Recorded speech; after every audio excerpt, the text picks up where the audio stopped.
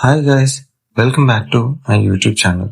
ఈరోజు నేను మరొక కొత్త కథతో మీ ముందుకు వచ్చేసాను.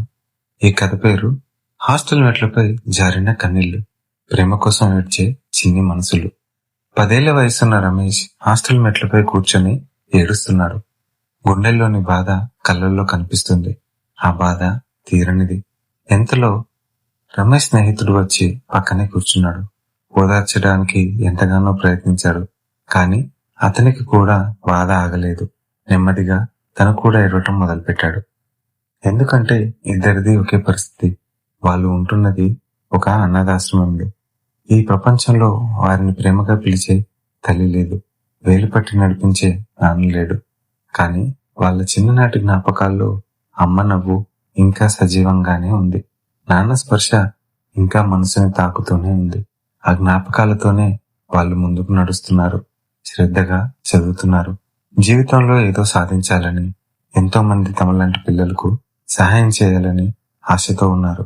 కానీ తల్లిదండ్రులు లేరు అన్న ఆలోచన వారిని ఎంతగానో బాధ పెడుతుంది.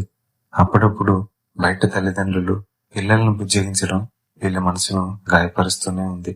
ఈ కథ వింటున్న నీకు ఒక చిన్న ప్రశ్న: తల్లి ప్రేమ తెలియని పిల్లల బాధ ఎలా ఉంటుందో నీకు తెలుసా? నాన్న ప్రేమతో పెట్టే ఒక్క ముద్దు ఎంత బాగుంటుందో తెలుసా? బహుశా ఈ ప్రశ్నలన్నిటికీ నీ దగ్గర సమాధానం లేకపోవచ్చు. చిన్నప్పుడు నువ్వు స్కూల్ నుంచి వచ్చేంత వరకు గుమ్మం దగ్గర నీకై ఆశగా ఎదురు చూసిన కళ్ళు నీకు గుర్తున్నాయా? నీ జీవిత లక్ష్యాల్లో పడి ఆ ప్రేమను దూరం చేసుకున్నావేమో.